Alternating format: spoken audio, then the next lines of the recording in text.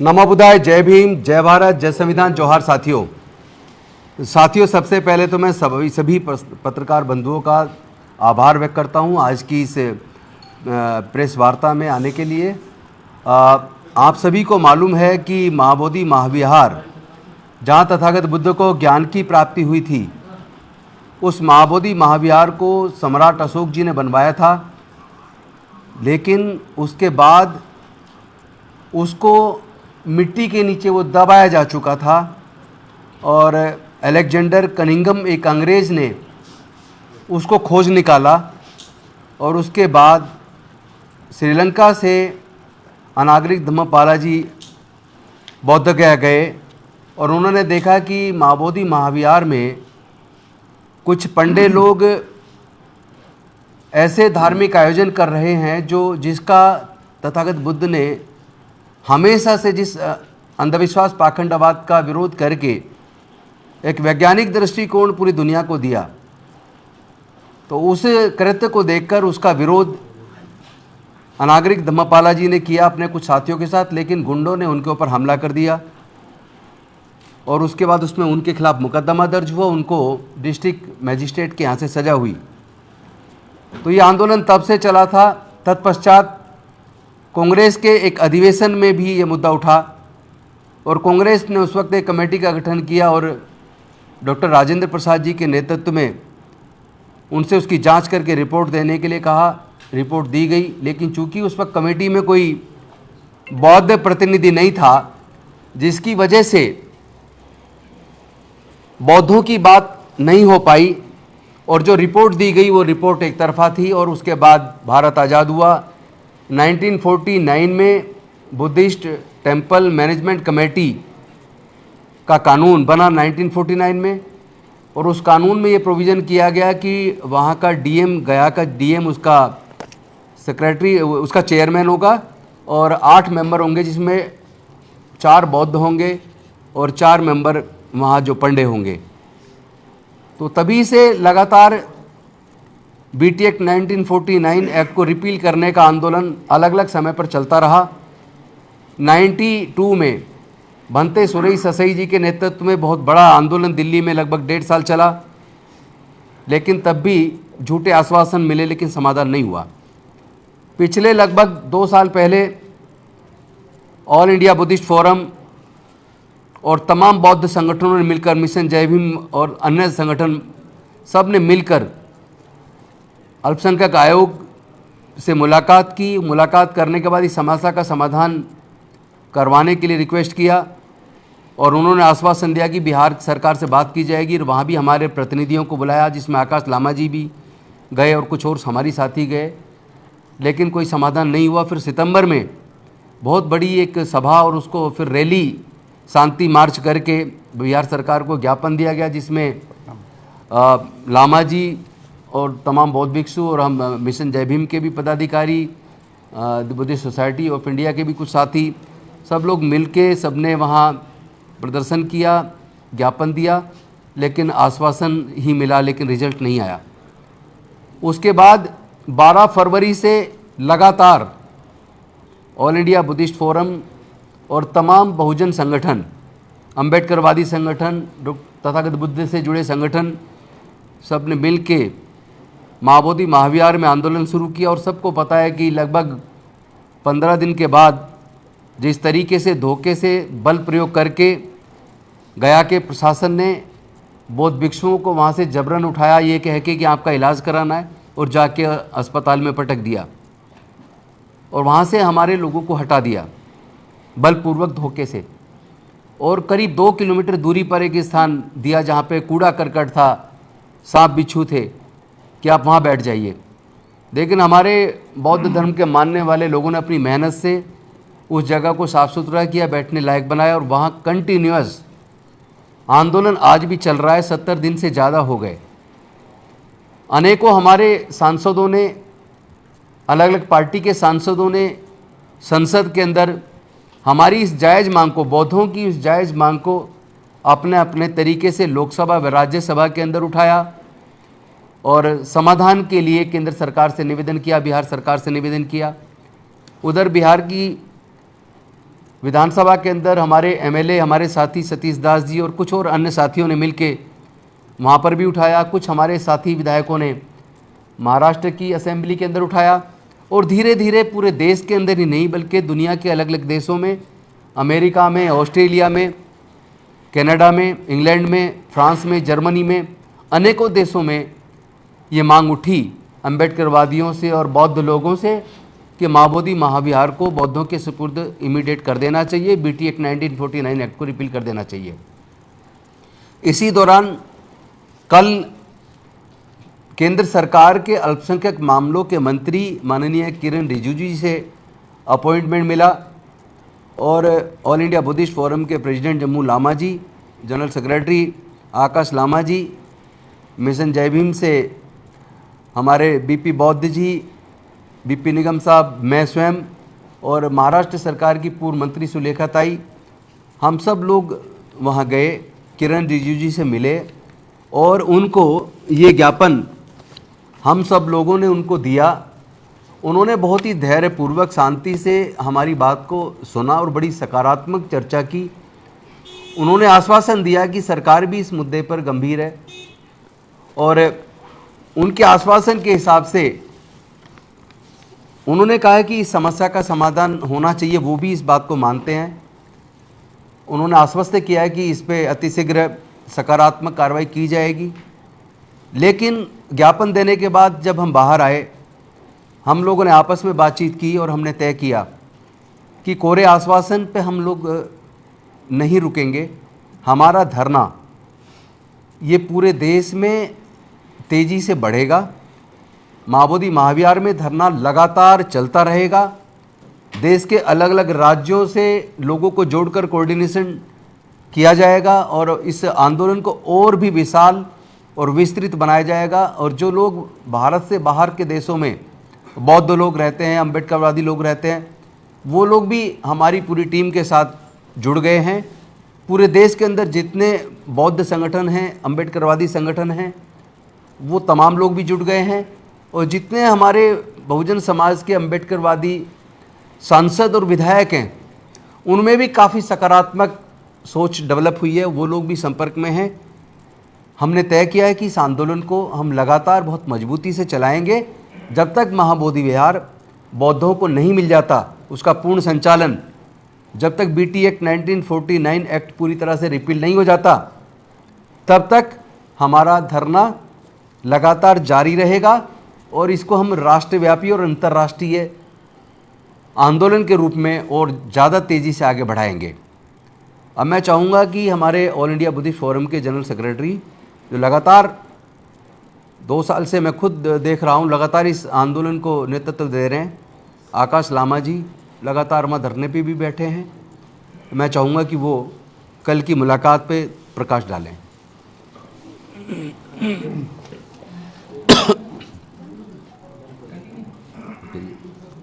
जी continue. नमो बुद्धाया, जय भीम सभी को, जय संविधान।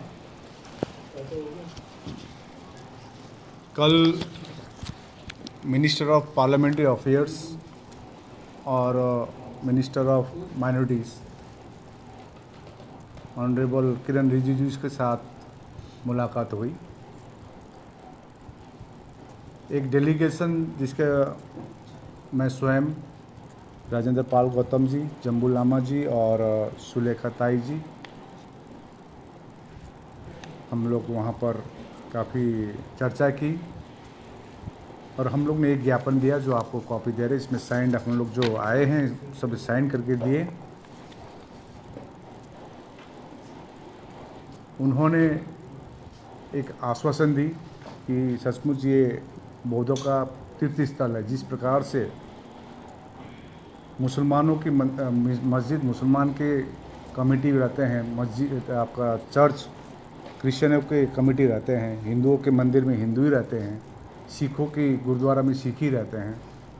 उसी तरह बौद्धों का सबसे पवित्र बचा हुआ एक ही मात्र बचा हुआ महाबोधि महाविहार है। इसमें तो पूर्ण रूप से बौद्ध ही होना है। उन्होंने भी माने ये चीज़ और उन्होंने आश्वासन दी।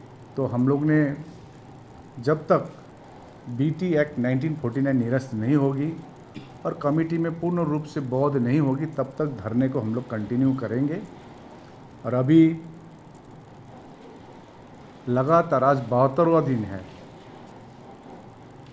जो गर्मी है बिहार में 45 डिग्री करीब पहुंच गया है, तभी भी हमारे दृढ़ संकल्प करके बैठे हुए हैं। हमारे भिक्षु उपासक उपासिकाएं लगातार विभिन्न राज्यों से, बिहार के विभिन्न जिलों से, वहाँ के स्थानीय संस्था, जितने भी बुद्ध को मानने वाले, अंबेडकर को मानने वाले जितनी भी संस्थाएं, वो दिन का दिन बढ़ती जा रही है। अभी 4 मई से एक धम्म चारिका है, धम्म पैदल यात्रा जो बोध गया से पटना तक, वहाँ पर 2000 से ज़्यादा भिक्षुओं का एक हम लोग वहाँ पर एक चारिका कर रहे हैं। और इस बार हम लोग ने आह्वान की है सभी को, जिस प्रकार से आप प्रत्येक वर्ष अपने अपने घरों में हो या अपने अपने बुद्ध विहारों में हो बुद्ध पूर्णिमा मनाते हैं, इस बार महाबोधि महाविहार मुक्ति के लिए महाबोधि में आप लोग पूजा के लिए यहाँ आइए। तो पूरे देश भर से ये एक सूचना आ रही है। मैं तो सुन रहा था महाराष्ट्र से ट्रेन भी आ रही है, पूरा फुल ट्रेन आ रही है। इस प्रकार से विभिन्न राज्य से, इवन कल मैं बात कर रहा था लद्दाख जहाँ माइनस डिग्री है, वहाँ से भी लोग आ रहे हैं, अरुणाचल से आ रहे हैं, तमिलनाडु से आ रहे हैं। तो यही आह्वान की गई और हम लोग धरने कंटिन्यू करेंगे। और ये जस्ट इनिशियल टॉक थी विद द गवर्नमेंट, क्योंकि हम लोग ने जितने भी संवैधानिक प्रकार से जितने भी आंदोलन करना था, दो बड़ी रैली, जैसे राजेंद्र पाल गौतम जी ने कहा 17 सितंबर 2024 को, उससे पूर्व भी 26 नवंबर 2023 में भी रैली की गई। सतीश कुमार दास ने, जो हमको वहाँ मिला, एक विधायक है बुद्धिस्ट विधायक, उन्होंने बात उठाई महाबोधि मुक्ति के लिए, उसका कुछ जवाब नहीं दे रहा था। उस प्रकार से दिल्ली में नेशनल कमेटी कमीशन के साथ 3 मीटिंगें की। एक मीटिंग बोधगया में आए नेशनल कमेटी कमीशन के चेयरमैन इकबाल सिंह लालपुरा जी और रिंचल नामू जी जो बुद्धिस्ट मेंबर है। तो इतने ज्ञापन देने के बावजूद, इतने फोटोग्राफ्स, ऐतिहासिक प्रमाण दिखाने के बावजूद भी कुछ नहीं हो रही थी। तो हम लोग ने 12 फरवरी जो माघ पूर्णिमा है, जो माघ पूर्णिमा बौद्धों के लिए बहुत ही पवित्र दिन होता, वहाँ से हम लोग धरने में बैठे हुए। और अनशन थी, पहले 17 दिन अनशन थी, क्योंकि वहाँ से 17वां दिन में 15 दिन जब हुई थी, 15 दिन में डीएम से खबर आई। तो हम लोग एक डेलीगेशन डीएम से मिले। डीएम ने कहा मेरे हाथ में ये, मैं तो एक्ट के आधार पर चल रहा हूँ। तो हम लोग ने कहा कि हम उनसे मिलाइए जो डिसीजन दे सके। तो उन्होंने फिर होम सेक्रेटरी के साथ 27 फरवरी को मुलाकात कराया। उन्होंने कहा 10 दिन समय दीजिए, कुछ सकारात्मक होगी। लेकिन उसी रात को 12 बजे हमारे भिक्षुने को पूरे वहाँ पर बल भी 25 करीब भिक्षुनी थी, उनके लिए 70-80 पुलिसकर्मी लगाकर उठाया, जबरन उठाकर मेडिकल कॉलेज में फेंक दिया गया। रात भर कोई व्यवस्था नहीं थी। तो हम लोग ने नए धरने स्थल पर अभी जब बैठे हैं 2 किलोमीटर दूर, अभी 72 दिन हो गया हम लोग बैठे हुए हैं, सरकार की आस लगाए हुए हैं। और ये क्योंकि हमारा डिमांड जो है, जब तक ये बीटी एक्ट निरस्त नहीं होगा हम लोग धरने से उठेंगे नहीं। तो इसीलिए इसी संदर्भ में कल मिनिस्टर ऑफ माइनॉरिटीज़ और मिनिस्टर ऑफ पार्लियामेंट अफेयर्स किरण रिजिजू जी के साथ एक अच्छी बात हुई है। धन्यवाद। साथियों, एक बात और कहना चाहता हूं, हमने पर्सनली देखा कि जो बुद्धिस्ट टेम्पल मैनेजमेंट कमेटी है, उस कमेटी को जो वहां पे जो चंदा चढ़ता है हजारों करोड़, वो जो बौद्ध धर्म के प्रचार प्रसार पर, बौद्ध बुद्धिज्म पर, रिसर्च पर, पाली भाषा पर जो या बौद्ध साहित्य पर जो खर्च होना चाहिए, जो पूरे दुनिया से जो बौद्ध लोग आते हैं बौद्ध गया, उनके लिए जो कोई सुविधा की चीजें होनी चाहिए, उनके लिए जो सराय होनी चाहिए, लॉजेस होनी चाहिए, ऐसी कोई व्यवस्था ये मैनेजमेंट कमेटी उस पर पैसा नहीं खर्च करती है। तो सवाल यह है कि फिर वो पैसा खर्च करते कहाँ हैं? अगर बौद्ध मंदिर पे चढ़ावा, बौद्ध विचार को बढ़ाने के लिए बौद्ध साहित्य पर, बौद्ध पाली भाषा पर और रिसर्च वर्क पर अगर नहीं होता है खर्च, और बुद्धिज्म के विकास पर नहीं खर्च होता, बुद्धिस्ट विचारधारा को फैलाने पे नहीं होता है, तो फिर महाबोधि जो सोसाइटी है, जो मैनेजमेंट कमेटी है, वो है किस लिए? फिर उसका काम क्या है? तो इसलिए ये बीटी एक्ट तो रिपील होना ही चाहिए। और मैं समस्त देशवासियों से निवेदन करता हूं, इस बार की बुद्ध पूर्णिमा आप सब लोग 12 मई को बौद्ध गया में मनाएं। मैं आपसे आह्वान करता हूं, सब लोग पूरे देश से आइए, हम लोग भी आ रहे हैं, और हम मिलकर बहुत शांतिपूर्वक तरीके से इस बार की बुद्ध पूर्णिमा महाबोधि महाविहार में मनाएंगे। मैं निवेदन करूंगा सुलेखा ताई, जो महाराष्ट्र की पूर्व मंत्री हैं, चूंकि वो कल डेलीगेशन में साथ थी, वो भी अपने विचार इस संदर्भ में रखेंगी।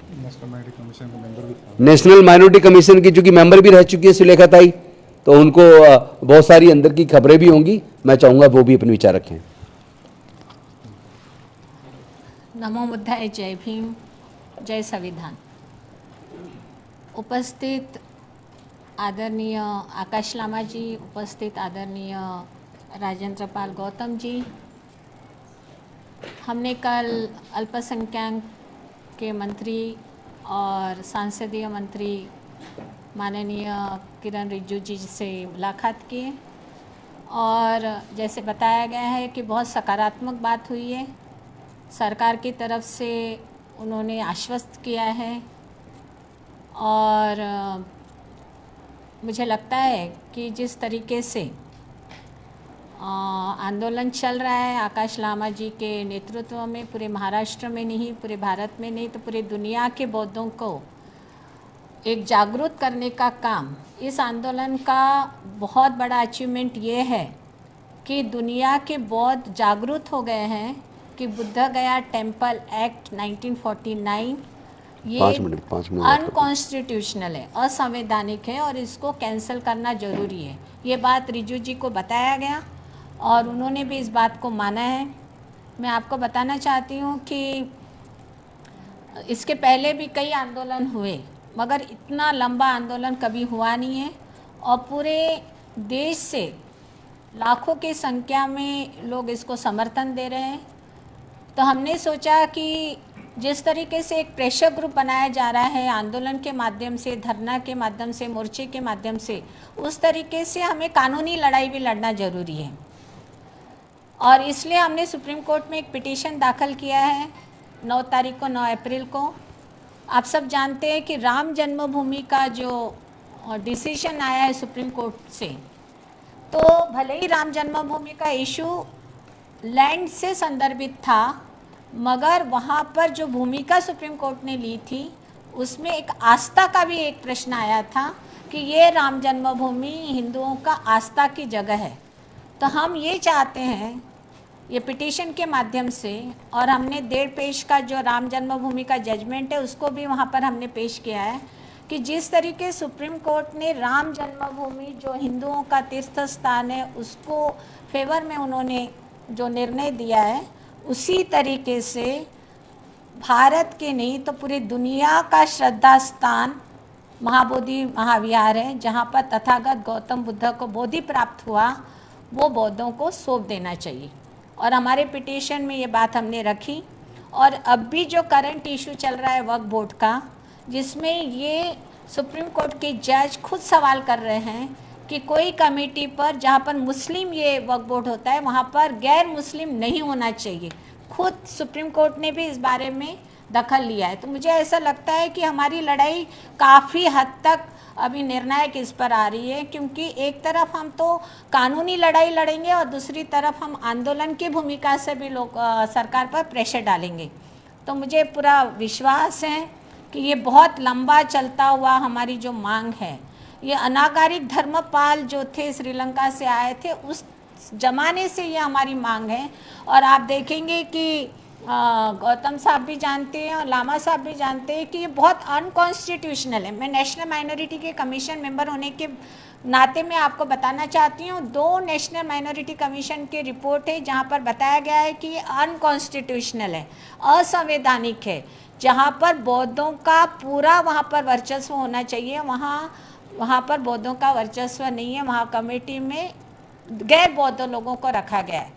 तो मुझे ऐसा लगता है कि एक तो ये एक्ट 1949 का है बुद्धगया टेम्पल एक्ट। तो जब हमने संविधान स्वीकारा 1950 में, तो उसमें ऑलरेडी आर्टिकल 13 में ये बोला गया है कॉन्स्टिट्यूशन का कि जो एक्ट 1950 के पहले होगा, 50 के पहले होगा, वो वैसे भी निरस्त समझा जाएगा।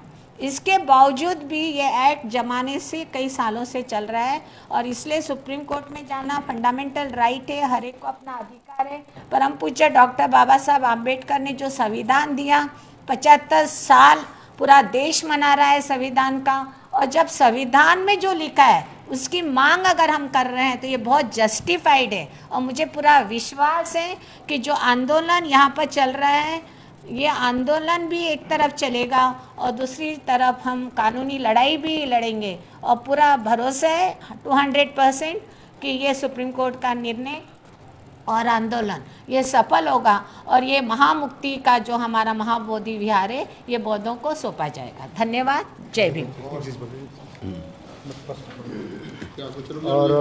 और मैं सबसे पहले